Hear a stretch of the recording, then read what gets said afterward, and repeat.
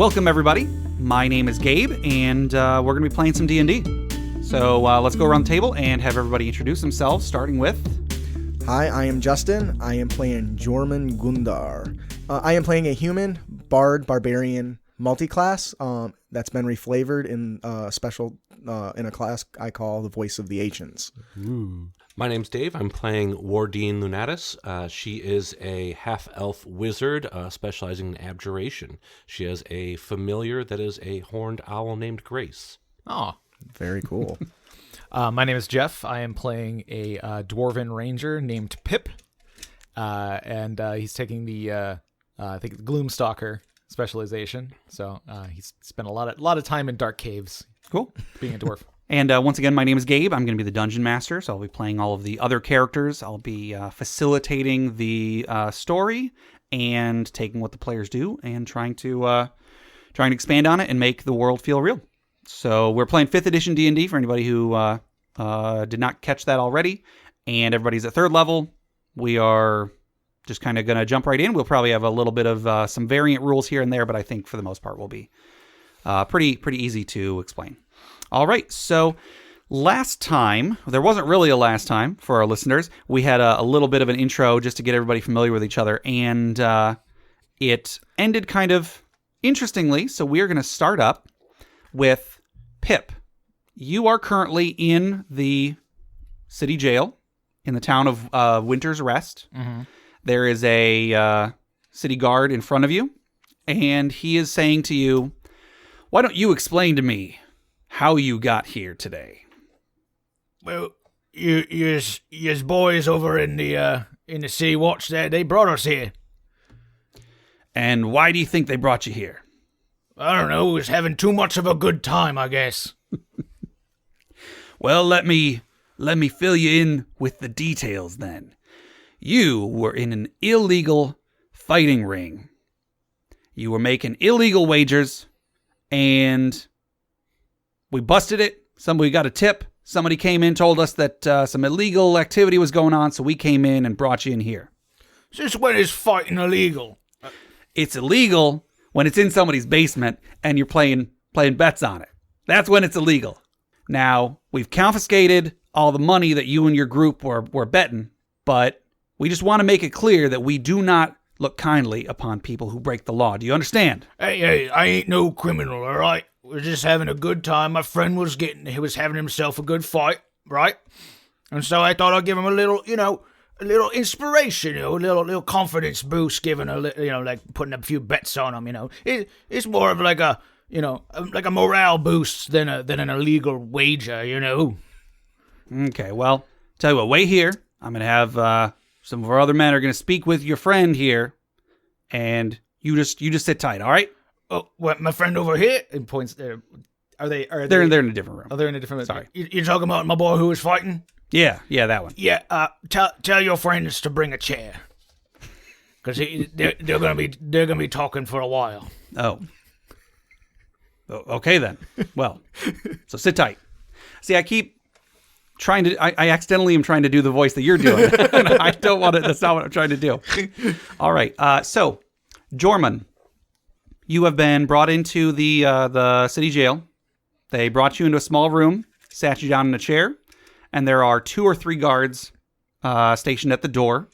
They haven't been speaking. They've just been kind of staring at you and sort of tapping their foot on the floor. So you've been in here for maybe 10 minutes. What have you been doing during those 10 minutes? He's been chanting to himself about the great battles and the heroes of the Valsoon clan. Okay.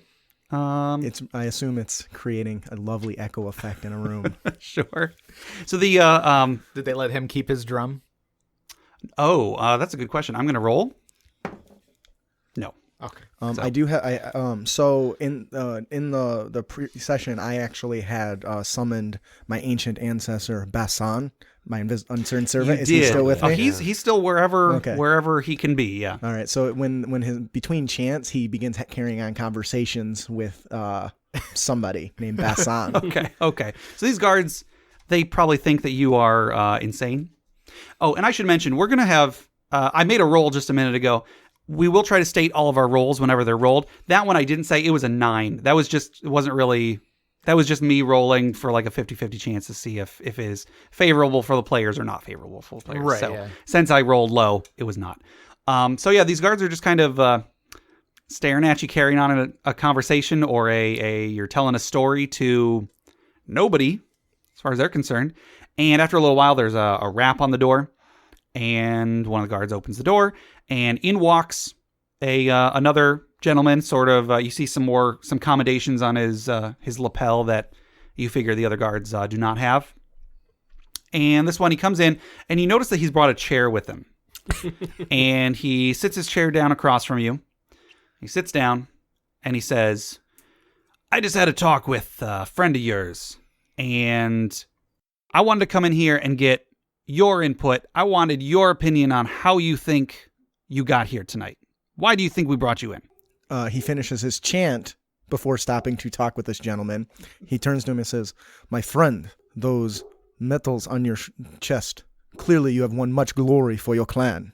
Let me tell you of the glory of my clan." And he begins going on to a long chant about the glorious, great heroes, once again, of the Valsoon clan, probably for, I'd say, last few minutes before it comes to an end. Mm-hmm. He says, Basson, did I miss anything?" "Oh, right. He pulls out a piece of parchment and scribbles out something, and clearly it's the chant written down, and he's making a correction. Give me a persuasion check, or either persuasion or performance, whichever you'd prefer. 21. And which They're both the same, but we'll say performance. Okay. When you started to give your chant, it looked like he was about to stop you, but he didn't. He actually, it appeared that he was paying attention. As well he should. The legacy and sagas of the Valsoon clan are amazing tales and epics to behold. So after you finish, you see him, he sort of like scratches his beard a little bit, and he says, "Okay, that was a good story. I might like to hear more of that in the future, but for the time being, that doesn't answer my question. Why do you think we brought you in here today?" Basson, take note. And he hands the parchment and the thing, and it just invisibly, there's this sketch, and he's taking down the guy's name. The guards by the doors look visibly frightened. "I do not know about you or anybody else, but I was winning glory for the Valsoon clan." You were breaking the law, okay? I don't think you're from around here. You don't look like anybody who's from around here. And it seems you don't understand our customs, but around here it is illegal to take part in an unsanctioned gambling game, whether you are betting on it or you are fighting in it. "The Sun Father has not decreed such laws. The laws of men." Pff, he kind of spits on the floor. "Only those of our gods matter." You may not have noticed, but the town of Winter's Rest doesn't get many visits from the sun god. So when the sun god comes around, he can tell us what his laws are. For the time being, you are in a city of men, so you follow the laws of men. "You do not need to wait for the sun god. I have his words right here." And he starts rushing through his luggage and pulls out some paperwork that represents some sort of decree. I forgot the sun god's name. Do you remember? Deleuze. "The laws of Deleuze here, my friend. See, nowhere does it say fighting is against the law. Thus, I choose to ignore such weaknesses." This guy, he rubs his forehead. He begins chanting as he's reading the laws. Look, I appreciate your enthusiasm for the laws of the sun god, but I need you to understand, you broke the law. We've confiscated all your winnings. "You what?" We confiscated your winnings. "Those gifts are for the children. You would steal from children?" I didn't steal from any children. That's who would reap those rewards. I didn't steal from anybody. "It sounds like you took what is not yours. Is that not, in fact, the definition of stealing? According to the sun god's laws, it is." And he points it out on the sheet. Look, just have a seat. I'll be back, okay? Just stay put. He points to the two guys by the door. He says, they're gonna watch over you for a few minutes. I'll be back, okay? "Basson, did you get his name so that we can return with more chants and sagas to enthrall him?" And he begins chanting again. Okay. He says, "My name is Lieutenant Lachlan. Stay put. I'll be back." And he gets up He leaves the room. The guards at the door salute to him or whatever they do. Did you decide if they took my drum? No, you didn't have your drum. You did not have your drum. Okay, so you hear just a banging, like a foot stomp on the floor as he exits the room. You notice that the guards at the door, they were like sort of tapping their foot earlier. Now they're tapping their foot in beat with what you're doing. Going to use prestidigitation and create that can do sounds, right? Yeah. It creates I think it enhances sounds too. I got to double check. I'm going to enhance the audio to give it a big, like a reverberating effect. Okay. As he's telling this tale. This guy's going to come back and the guards are going to be like dancing along. Okay, so Wardin, you have arrived at the police station or the guard station, and guard at the front desk greets you when you come in, and hello, ma'am. How may I help you? Well, a couple of my associates have been arrested, and I was coming to see what I could do about helping to get them released. Well, sure. Do you know what they look like? Well, I know their names. It is Pip and Jorman. I believe they were arrested just recently for some sort of illegal gambling or fighting or some such thing. Oh.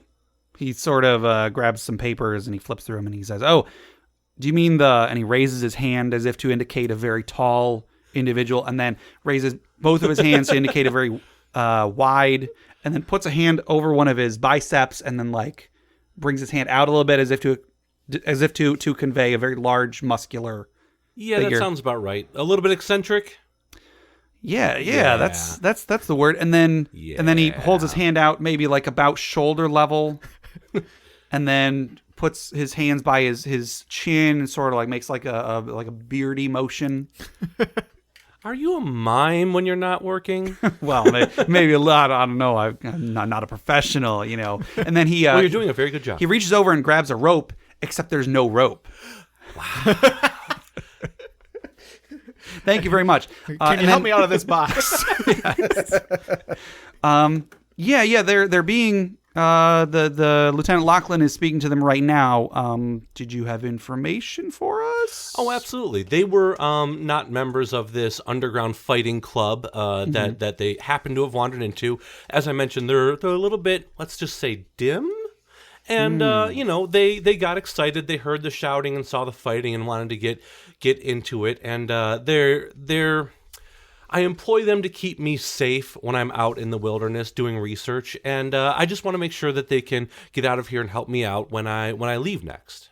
Okay, well, I don't think I need to point out that what they were doing was illegal. It may have been a misunderstanding, but still they were in a den of iniquity, if I may say so. So we do try to crack down on illegal activities around here. It doesn't look good for them, but tell you what, come on in. I'll have you have a seat in one of our rooms. I'll have Lieutenant Lachlan come in and speak to you and try to sort out as best as we can. Sound good? Sounds good to me. All right. And he gets up, escorts you to another room. It's not like an interrogation room. Looks like maybe like a waiting room or something like that. There's seats. There's actually there's a jug of water and some glasses. There's some cookies. Yeah. Wait here, and Lieutenant Lachlan should be with you in just a moment. Okay, I bury myself in a book. Okay. So you have to dig yourself out of that book, and then... I brought a ladder. Okay. Then give me a perception check. 15 plus 2 is 17. Okay.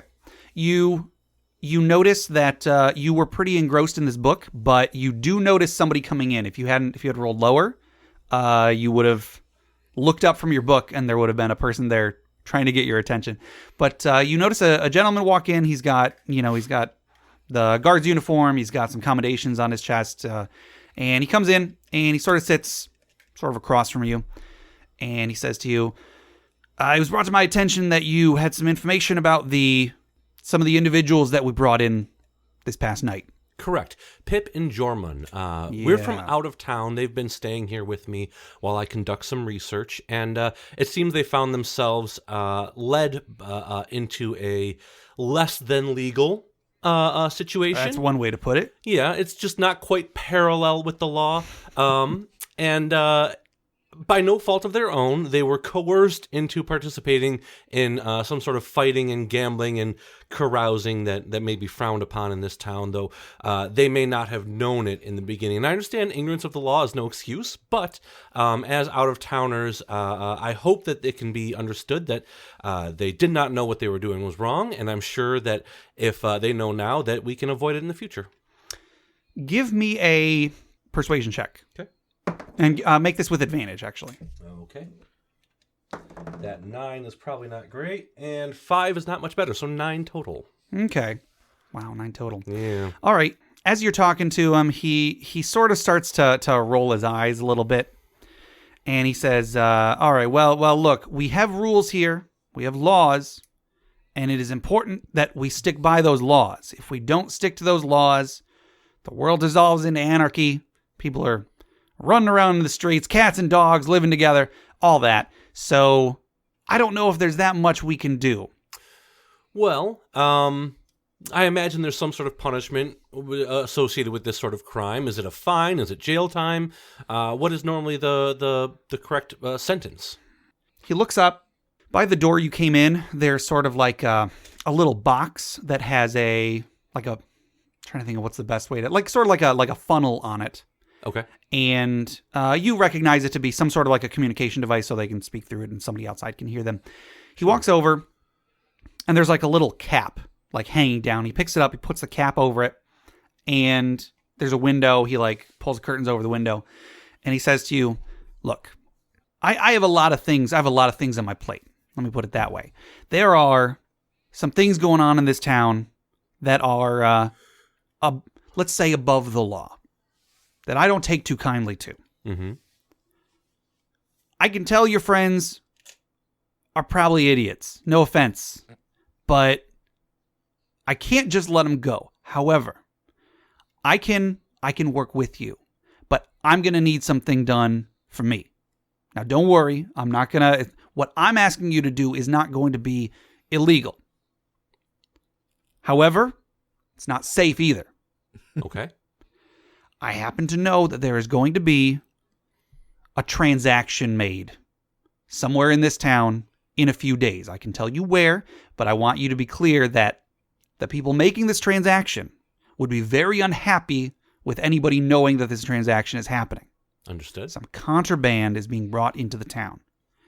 I know when it's going to happen, and I know where it's going to happen. I need some people to go there and stop it from happening. Sounds like something we can do. Okay. Now you said you're not from here. Correct. Let's just say so that you are clear about the danger of this. The people that are doing this transaction are very important here. This has to be kept hush hush. And after it's over, I recommend you and your buddies get out of town. Understood. Do you think that your two friends would be cooperative with this? Absolutely. Okay. Then I'm going to go get them. I'm going to bring them in here. You can talk amongst yourselves. I'll come back in a few minutes, okay? Sounds good. All right. So he stands up.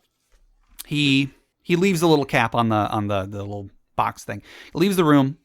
And Pip, you're sitting in there. You've been just kind of left by yourself. Just you in this room by yourself for like 10 minutes now.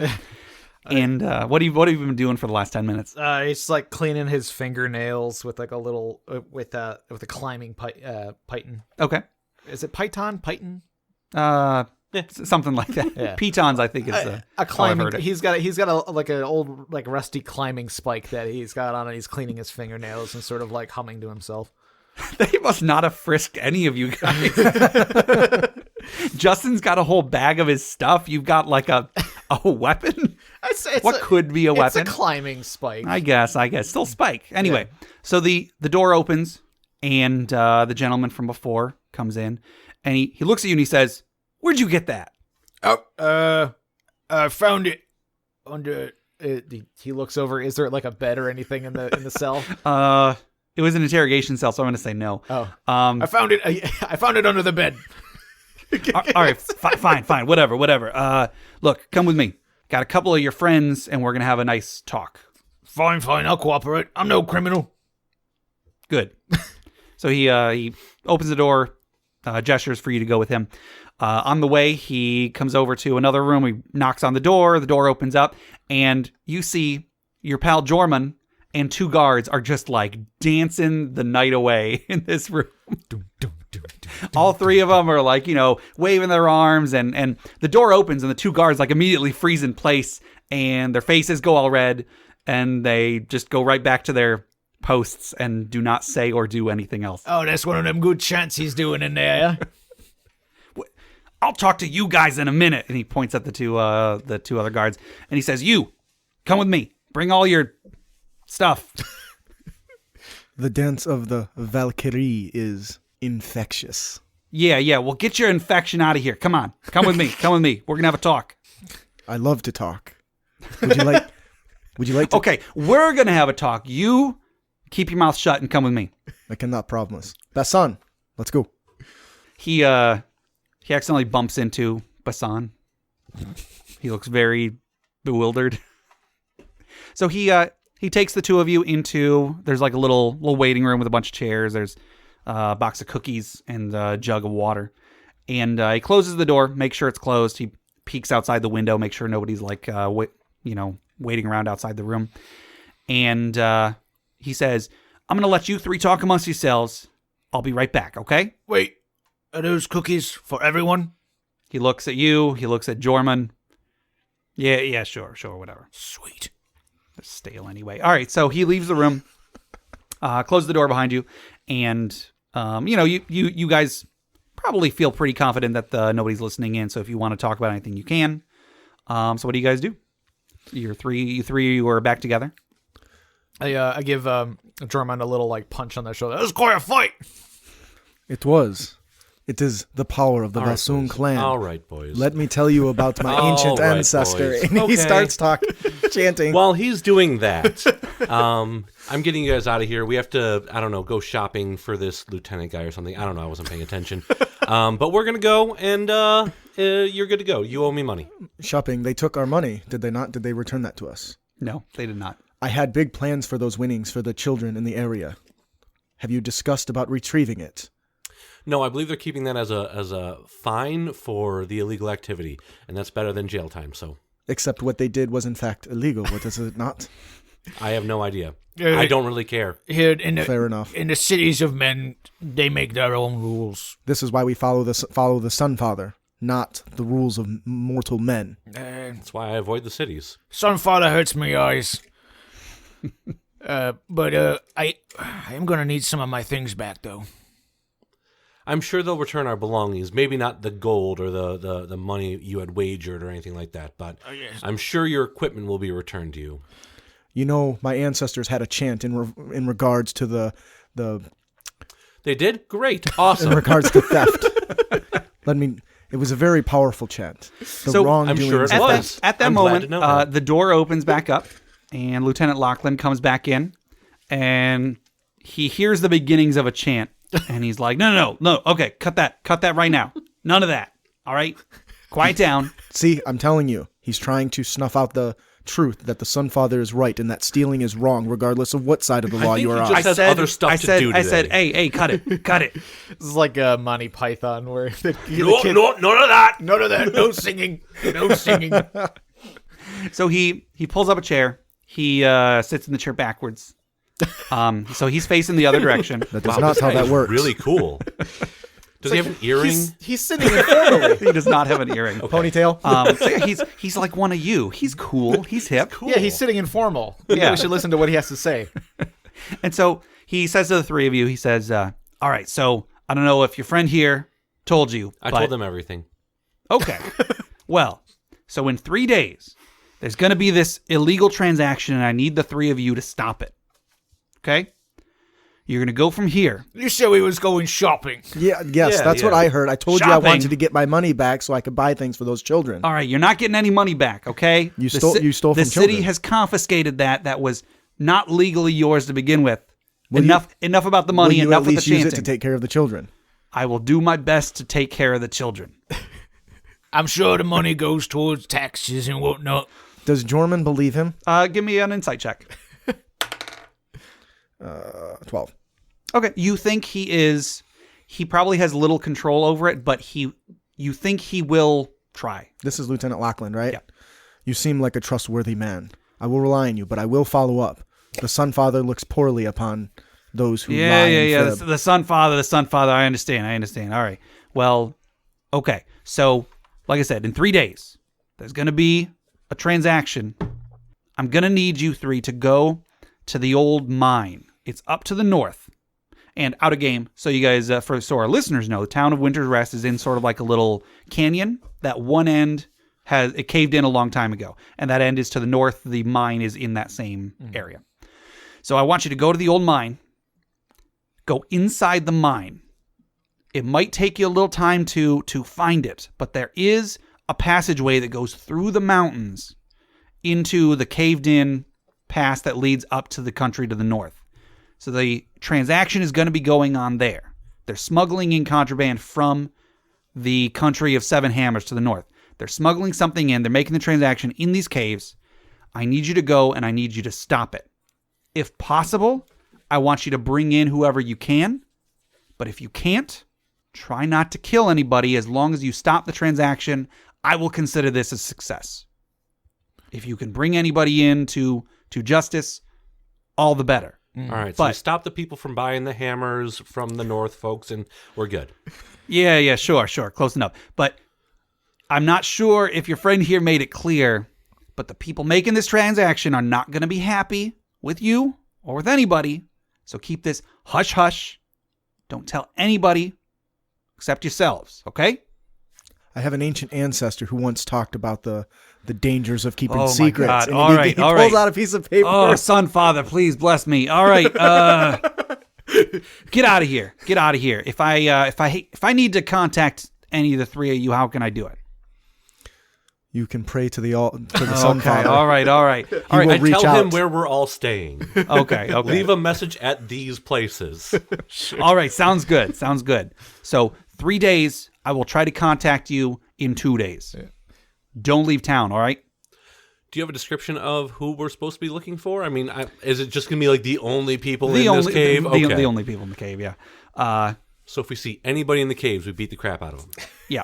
Okay. And so he says, just to reiterate, don't tell anyone, especially the Corinthians. Oh? Do we know anything of the Corinthians? Yeah, make an intelligence check. Anybody who wants to. Like history or just straight intelligence? I guess history. Does this have anything to do with stonework? Ooh. 19. No. Okay. 16 plus 3, 19. Okay. 19 for Wardin. I have a 4. 4. 9. All right. Pip, because you've been in town the longest. You know the name. You know there are people in town with the last name Corinthian. Right. But you've heard their name a lot. You haven't really put much thought into what that means. Right. I've heard the name. Right. Wardin, you have picked up that the Corinthians are basically like the kind of the owners of the town. They were originally a shipping magnate by the name of Gonville Corinthian. Was about maybe 70 or 80 years ago, was like the patriarch of this family that started a shipping company. It used to go through the pass to the north, like across the border to the north. But they built up a pretty good empire. Eventually, the path to the north caved in, but by that point, they had enough money that they were able to just expand into other avenues here in the country. But they still have a pretty good presence in town. There's altogether maybe like 20 or 30 people that live in town that are blood related to them. But you also know that they own a lot of the businesses in town too. They're basically like the nobles of the town. Okay. So Lieutenant Lachlan, he told you he's going to be contacting you. He opens the door, gestures for the three of you to leave. And he says, and your stuff, let them know at the front desk. They'll get you your belongings back. Not the money. That belongs to the city now. But everything else, the drum or whatever the heck that was. We'll get you plenty of money for the kids soon. Look, I'll do my best, all right, Jorman? I suppose. I will trust you for now. But if I return and completed the task assigned to me by the Sun Father, and you have not done what you have promised, we will have words. All right, get out of here. Know get how out of long here. those can be with me. He gestures to like one of the other guards, and he gestures for an escort. So one of the guards that was actually dancing with you earlier, he comes over, and you had really nice moves there. Thank you. I've been taking classes. The Valkyrie loved to dance during battle. While you weren't quite as graceful as the maidens, yeah, I was impressed. He blushes a little bit. Well, thank you, sir. I'll keep practicing. He says, well, if you'd like a short lesson, he opens up his hand, and I'm going to use prestidigitation to create like the hollow thing from like Star Wars of an ancient Valkyrie with her extended wings dancing in a blade flurry of combat. He reaches out to try to take it in his hand, but realizes I don't think he can. No. Okay. Like, oh, That's very nice, sir. Thank you. Now I have a job to do, so please, the door is in that direction. Wardin's gone. She's out. Just follow your companion. She's already left. she's gone. Say, Bassan, which way did she go? Come on, Pip. no, Bassan. I'm Pip. Come on. Let's get going. As Pip's you my wish. name. My name's Pip, in case you didn't know. I did know that, sir. Thank you. So I kind of like lead Jormund along, and I go up to the front desk. It's like, All right, where's all my stuff? The guy behind the counter, he opens up a little locker, pulls out whatever pack you had or whatever. Yeah, it's He's just like, I thought there was one more Python in here. I guess we must have forgotten to frisk you for that one. Oh, well. You probably dropped it somewhere, as he's like picking his teeth with it. Yeah, that's probably it. All right, Got well. a little bit of cookie Bassan, stuck in his beard. drum. And then as soon as Bassan picks it up and Jormund grabs his shield, they start creating a rhythmic beat. He's banging his warhammer on his shield and creating like almost like a tambourine sound. So to go with the beat. Lieutenant Lachlan pokes his head out into the hall. He's like, all right, get out of here. You, out. No music. No more music. Get out of here. He's like, how's this for hush-hush? Don't make me put you back in that cell. Well, Why is it that Winter Rest hates the sound of music? It brings power and strength and inspiration. and And then he starts chanting as he's getting excited as he's All talking about right. it. All right. Everybody out. Everybody. He goes and he starts. He's marching forcibly pushing everybody out of the building. Wardin's already like at the tavern or something. Lachlan Floating doesn't like drum walks songs, by. music or dancing. He's like John Lithgow from There you go. or where is it? Footloose. Sorry. So you are now out in the town. You guys were in there for maybe like an hour. And since it was late at night when you guys went in, it's kind of like the middle of the night right now. So my summon effect only lasts for an hour, but he would try to use it as often as he can. Okay. Do you feel I need to describe how that works at least once? So then we can just assume that unless you decide otherwise, he's recasting it as a ritual. Yeah, sure. Because you can cast as many times as you want as a ritual. Yes. So as we're traveling through the day, you guys have noticed that Jormungandr has to stop every so often as his drum just drops. And then he starts banging on his shield to a rhythmic beat. And you hear him shout, "Come to thy aid, servant of the ancient king. Bassan, come forth." And then you see this image of this muscular, almost this blue, transparent, muscular specter that flashes for an instant and then disappears. And then you see "Do not drop my ancestor's drum. Pick it back up." And so that's kind of how the summoning ritual goes until you decide that, no, you wouldn't have time to do that. Just let me know. Sure. But we'll Yeah, I will, assume that he's active until you decide otherwise. okay. So yeah, it's the middle of the night. You guys are pushed back out into the cold, frigid streets of Winter's Rest. You can see off in the distance like various houses. You can see smoke coming from some of their chimneys, but generally speaking, it's very cold. It's pretty much always night here. I mean, it's in this little canyon, so it only gets a couple hours of sunlight a day, and you can hear there's off in the distance some people walking the streets, but for the most part, everybody is it's pretty quiet. Yeah. Do they have like street lamps and stuff like that? Yeah, sure. Because of where you are in town, you're by like the jail. There are street lights here. There are parts of the town that are not. So they're just pretty much dark all the time. Right. Because I figure like a town that doesn't get a whole lot of sun probably goes through like lamp oil and candles pretty quick. Yeah, the richer parts of town have them, but the poorer ones don't. Gotcha. There's even there's a because you've been in town for a little while. There is sort of like a marketplace in town that's in an area that is always dark. And it's called the Dark Market. So a lot of shady business, no pun intended, tends to go on there. So, yeah. So like that area doesn't get any, they may have at one point had streetlights, but they just stopped filling them up eventually. So as a frost already begins to build on his beard, Pip sort of breathes in and exhales a big cloud of vapor. He says, "Oh yeah, this is my favorite time of night." He looks up at the barely any sky that you can see through the canyon. Yeah. You can see it's not snowing or anything. You can see the stars. You can see the star. Yeah. You can see some of the stars, but there isn't much sky to be seen. Pip, I'm not a fan of the darkness. As it gets dark, it makes reading my chants exceedingly difficult. Basan, wheel of my ancestors. And he snaps his finger and a torch just lights with prestidigitation. And he hands it over to where you assume Basan is. As he lets it go, it just stays floating. Now there's a floating torch right around us. There you go. I always wonder where your sun god goes at night. Well, every man needs to spend time with the wife. Even the sun god. Even the sun father. Pip gives a hearty chuckle at that. So your god every night just like goes off and gets busy? What do you do every night? Read books? This one, she's always got her nose in a book, but keeps the rest of us smarter. I think. It's just a very interesting religion where everyone just accepts that they're just up there getting busy all the time.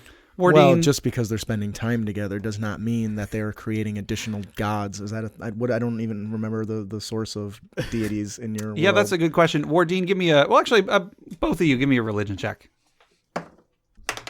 Ooh, good. A nice 4 + 3, 7. 19. 7 and 19. Okay. Wardin, this all sounds about right to you. Yeah. And Jorman, you know that Deleuze, the sun god, does not have a wife, but maybe it's just not in the legends. Who knows? As far as where gods come from, I mean, most of the gods have always been there. Each has their own origin story. But there have been some mortals who have ascended to divinity, but they are, with one exception, they are not true gods. They're like minor deities. And Jormungandr believes that that's where these ascended deities come from. Could be. When the sun father rests. Quote unquote. So like Zeus when he turns into a swan and rapes someone. That's kind of what Jormungandr feels like. That works. Okay. So where are you guys going to go? It's middle of the night. Yep. Just sleep. Okay. So you're going to head back to the tavern, I think is where you guys were staying. Yeah. Like a marching band right behind him, Jormung and Basan is pounding their chants and telling tales of desperate survival of military in cold winters. They're like lamplights coming to the windows as we pass by people's homes in the middle of the night. What's going on out there? So you guys are walking back through the town, and you pass by. There is an alleyway where a homeless gentleman that you remember from earlier. You met him. He sort of greeted you on your way to this fight club that you guys were on your way to. I don't remember what his name was, so I'm going to call him Vern. Vern. So you see Vern, he's in an alleyway, and he's got like one of those, like a big barrel, and it's full of fire. And he's warming his hands, and he sees you, and he's like, Oi, you there. I saw the three of you get caught off by them guards. He says with the same voice as Pip. Yep, we did. Okay, bye. Hey, how you holding up there, Vern? Well, it's I've seen better days, but hey, come here. What's up? When they was dragging you three off to the clink, I nicked something off of one of them. Oh, and he pulls Was it the coin that they stole he pulls from us? a bag out of his pocket, and he shakes it, and it jingles, and it's got some coins in it. He says, I know you three, you gave me some money, especially you, Pip. You gave me some money, so I figured I'd just repay the favor. Here you go. And he tosses the bag to you. Okay, he actually throws it pretty good. He looks a little drunk. You think that bag is probably a little bit lighter than when he found it, but he manages to throw. He sees two of you. He manages to throw between the two. Okay. Jormungandr turns and says, Basan, and he hands this invisible this piece of paper to him. He grabs the torch from Bassan and says, "Right," and he starts chanting a parable on the goodness of, or the badness of theft and how good things come to those who wait, referencing kind of himself in the Valsoon clan. And so he's making his own chant as he goes forward in regards to Vernon, and Vernon's name even shows up. And Wardin flips to her entry on Winter's Rest. Is that what it's called? Yeah. And just writes down, generous homeless folk. Say, no, you shouldn't have stole from the lawman there, Vern, but appreciate it. This will go to a good place. And The children, right? Yeah, Pip tosses the bag over to Jorman. Bassan, and an invisible hand catches it in front of him, and then it just gets swooped into his satchel. Okay. I'll just tell you right now, you eventually figure out that it has 30 gold in it, which like is a fortune for a homeless man to just give up. However, Pip, you gave him some money because you found, I can't remember what's I found a wallet on the street basically. Yeah, and, yeah. So he's just repaying the favor. You figure he will probably use that as leverage in the future for getting some favors from you. So yeah, he waves goodbye and he holds up. He has a very large bottle of alcohol that he is drinking out in the cold. He's like, Oh, that's pretty good vintage. How'd you afford that? Oh, right. I found it, he says. As he's walking away to have his booze, Jorman in ancient Vulric gives him a compliment and a thank you for his greatness. Nobody understands, I guess. Yeah, he's gonna make a knowledge linguistics. He's gonna make an intelligence check to see if he can figure out what the heck you're doing. Nope. So he looks at the bottle and he's like, this is good stuff. Yeah, he starts telling a story of his own about how he found the alcohol. He found it. It was behind the counter of a bar. And in order to rescue it from the treacherous barkeep, he had to sacrifice some of his hard-earned money to get the bottle. What a horrible experience that must have been. It was, I swear. It's such tragedy. Many will tell tales of your struggles. So he goes back to drinking his alcohol, and you guys continue on to the tavern. Yeah. Okay. You get there, and it's getting late, but you know they're sort of doing last call, and the barkeep, when he sees the three of you rather, he's got an eye patch, so he sort of like his remaining eye sort of squints, and he says, "Hey, I saw they dragged the three of you off. I heard tell from that drunk guy Vern. He came by. He was told everybody that you guys got arrested. News travels fast, eh? Yeah, a little bit. So what happened? Well, I mean, there's a lot going on. A lot of chanting. Lot of chanting, lot of Epic fighting. tales. Yeah, all my customers, they left when you left." What? He points at Jorman because you were telling stories. Well, of course. The stories of the great Valsoon clan are entrancing to those that Well, experience hey, them. wait until we got customers, and then they'll buy more drinks. But As you interrupt him as he begins chanting. Save it for the customers.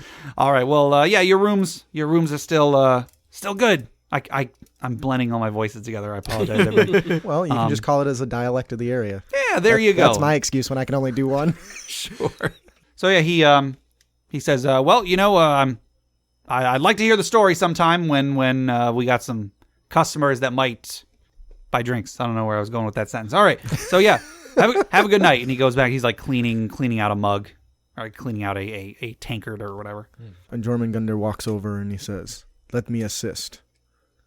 The will of my ancestors take form." And he touches the glass and it's instantly cleaned with prestidigitation. Oh, well, now what am I going to do for the next hour?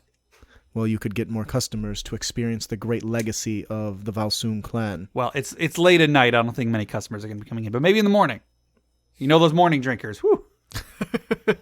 It's 5 p.m. somewhere, I suppose. Okay, so you guys go back to your rooms. Anything you guys do before going to sleep? Pip goes to Wardin and is like, Well, you're the thinking lady. What do you think we should be doing about this? Wait to hear from the lieutenant. Do whatever the hell he wants us to do. Hopefully try and get paid for it, make some money. and then go on about our way. Right. I know a thing or two about those mountains, so I think we should be all right. Sounds good. So you guys, you go to sleep. You are woken up the next morning by a lot of commotion.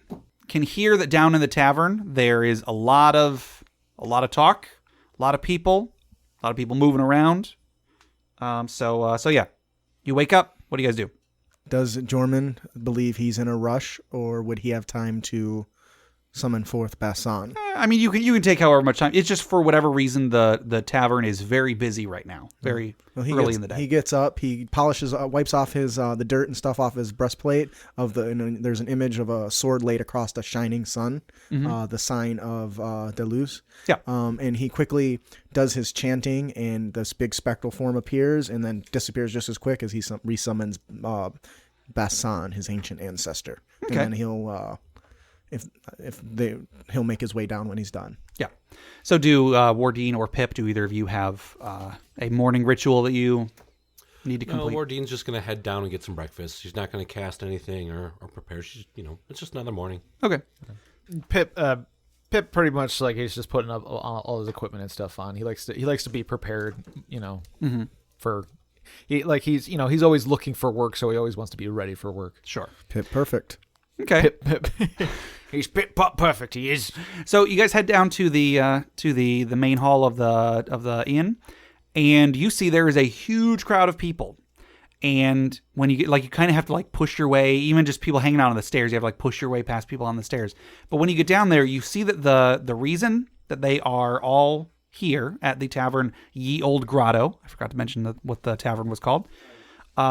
You see that in the kind of the center of the room at one of the tables is a well-tread individual with the carcass of what looks like a small white dragon laid across the table. The gentleman that everybody is crowded around appears to be a half-orc from what you're seeing. He's got little tusks in his teeth. His skin is kind of greenish gray, and on his back is a very large axe that is aflame, completely aflame. People are kind of careful not to get too close to his back, but it is this axe is red hot. There's flames coming off of it, and everybody is just standing around this guy, listening to him talk very animatedly about how he killed this dragon. And so he's he's even got people acting out what he's saying. He's talking about how he was up on top of this precipice, and then one of the people's standing on top of a table, and oh no, and then somebody else comes over with a white blanket over their head, and they act like the dragon, and one of them goes roar, and then he says, and then I fell, and then the guy on the table does a little crowd surf. He jumps off the table, and people catch him. And as he's telling the story, yeah. Jorman looks over and commands Bassan, "We must enhance his greatness." And Bassan starts banging on the drum. Mm-hmm. He shouts, "Will of my ancestors," and starts creating sparks as he's animated, as he's pretending this fight. Mm-hmm. And he starts beating on his giant shield as a tambourine and adding to this spectacle. Okay. Give me a performance check. 21. Okay. So you're doing this, and you know that normally when you start to do this, people have to take a moment to adjust to the fact that now there's a backing track, but it's this guy was expecting it. You do it, you time it perfectly. He points over at you, gives you a thumbs up, and then the tale starts to get more intense, and people around are their attention is held fast by the story. And so he tells his brave story. He fell off this precipice. He landed on top of the dragon. He rode around the dragon. He's grabbing onto the shoulder of the guy with the white thing on his head. He's running around the tavern. He holds out his axe, and then he pantomimes hitting the guy with the axe, and then the guy with the white thing on his head, he falls down, and everybody cheers, and then he holds up the white cloth, and then he throws it down on the table next to the actual dead dragon. And everybody cheers, and then the gentleman that was telling the story, he sort of pushes his way through the crowd, comes over to you, Jorman, holds out a hand, and he goes to shake your hand. Yep, Jorman reaches out and grabs him by the forearm and shakes him very firmly. There you go. That is an epic fable if I have ever heard one worthy of the Valsoon clan name. Well, thank you very much. What clan do you hail from, stranger? I hail from my own clan. The name's Wardin. Wardin the Slayer. You may have heard of me. Have I heard of him? I've read a lot of epic tales. Give me a history check. 19. Yeah, you heard of him fairly recently. Yes, I recall of you slaying the mighty behemoth on the town of Eldon. The behemoth was child's play. When I got there, it was already wounded. I think rock slide had fallen and broken its leg or something. I can't really take all of the credit for that. Fair enough. It's quite honorable of you to include that in your stories. True, it was a very long and harrowing tracking experience, I may say. I did have to track it through several terrains, through the mountains, through the deserts. Eventually, I found it at a watering hole. It drank up the entire lake before I was able to bring it down.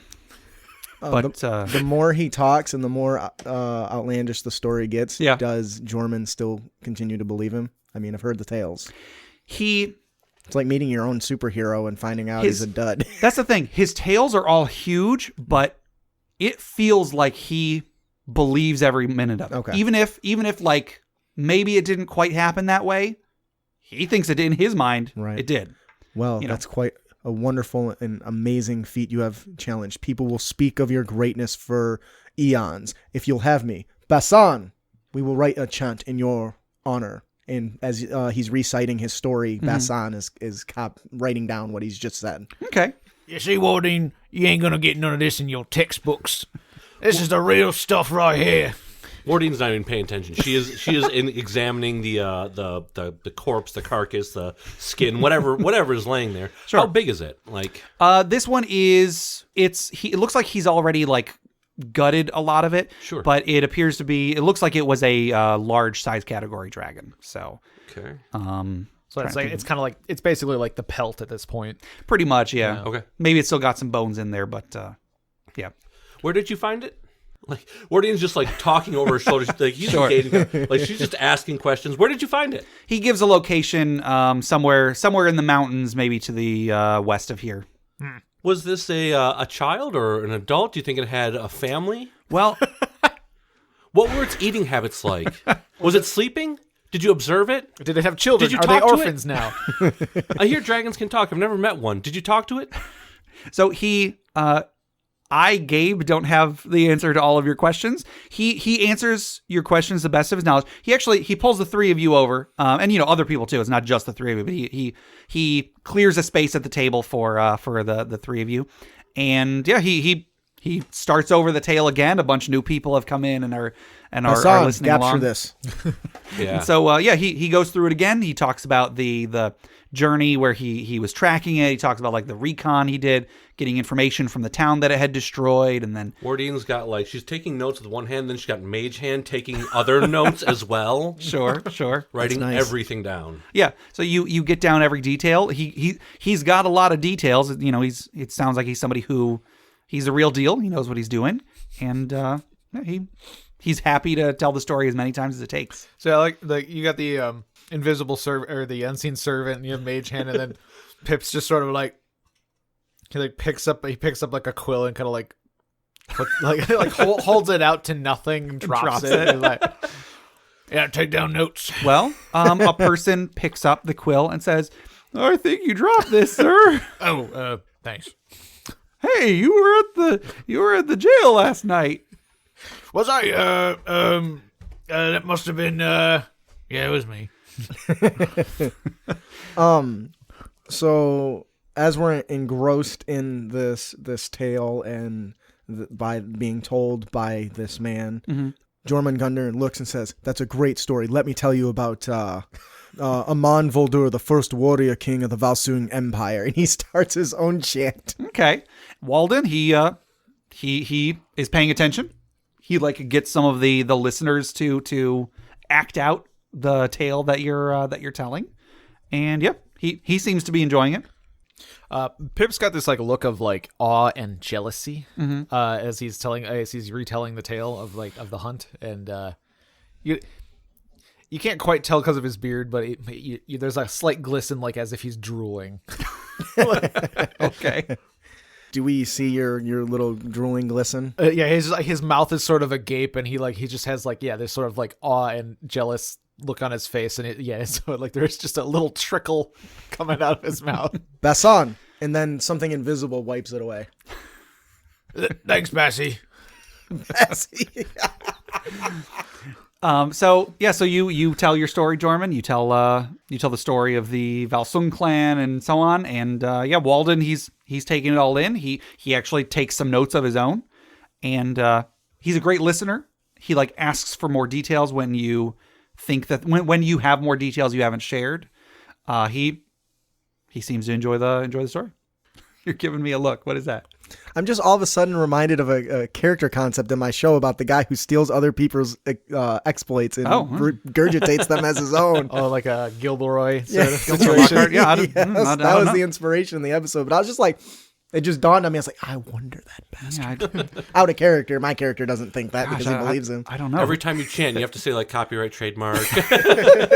Justin, This is the property of the Valsung clan. who can say? Who can say what's going to happen with? Well, with we'll all find this out. stuff? I don't know. Say. But do you guys stick around? Do you if you do stick around, how long do you stick around? I mean, we're on a mission. Well, we're waiting I mean, for this word. is- I mean, this is I'm the asking second you, we're day. waiting We've got for another some- day before I think we're supposed to hear from the lieutenant. I'd like to at least stick around long enough to sketch out the entirety of the carcass and ask about any other things that this guy has killed and write down all the details of those stories as well. But, Sure. Jorman does take a little bit interest in what you're doing there, and he walks over to Wardin and it says, "My friend, the horns that you have, I feel like they would make for a fine weapon. Are you willing to part with one?" You're indicating like the horns on the On dragon? the dragon, yeah, to make like a weapon out of it. I'm gonna make a decision roll. I got a 12. He says, yeah, sure. If you think that you know a guy who can make something worthwhile out of it. Well, I'll have you know that my ancestor Brokir actually is a master of such things, so I'm sure that I could tap him for the knowledge necessary. How much? Your ancestor, you say? Yes, I'm sorry. Is he around? He or she around?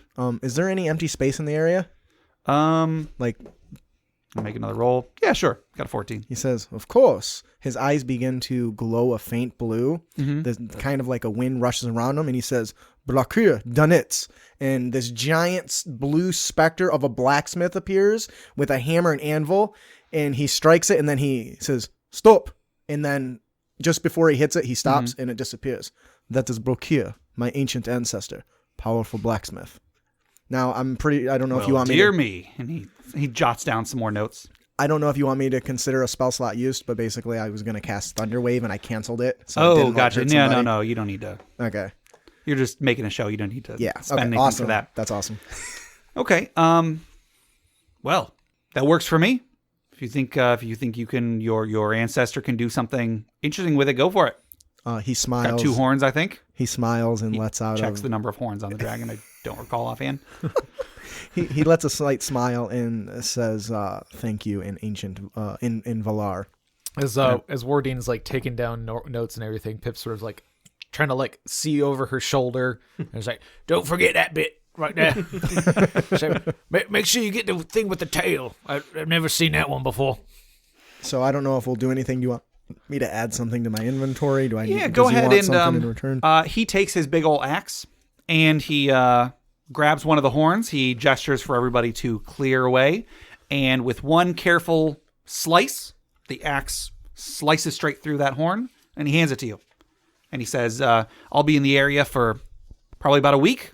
If you can get me something before the end of that, I'll pay you heartily for it." Well, I'll tell you what. Bassan here is a master writer when it comes to telling the chants. We have already recorded your exploits. We are happy to, when we travel, spread the word of Wardin, the Dragon Slayer, in return. I like the sound of that. Extending your reach far beyond what would normally be possible. Works for me. Good, that means I don't have to pay him nothing later. But now I got to remember to, have you heard the tale of Wardin, the Dragon Slayer? So he gets free food while he's while he's in the tavern, and they actually start bringing you guys free food too, because you're like, you appear to be in his posse at the moment. Is there a entertainment? I mean, he kind of is the entertainment. Okay. At this point. There, additional entertainment is not necessary. I am the hype.